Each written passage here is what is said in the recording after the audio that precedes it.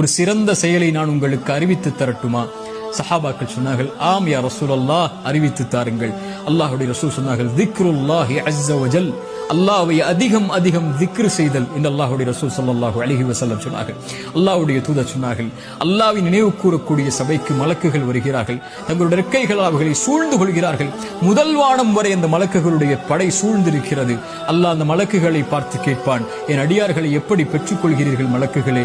யா அல்லாஹ், இவர்கள் உன்னை துதிக்கிறார்கள் யா அல்லாஹ், உன்னை மகத்துவப்படுத்துகிறார்கள் யா அல்லாஹ், உன்னை மேன்மைப்படுத்துகிறார்கள் யா அல்லாஹ். அந்த மலக்குகளை பார்த்து அல்லாஹ் கேட்பான், இந்த அடியார்கள் என்னை பார்த்திருக்கிறார்களா மலக்குகளே? மலக்குகள் சொல்வார்கள், யா அல்லாஹ், இந்த அடியார்கள் உன்னை பார்க்கவில்லை யா அல்லாஹ்.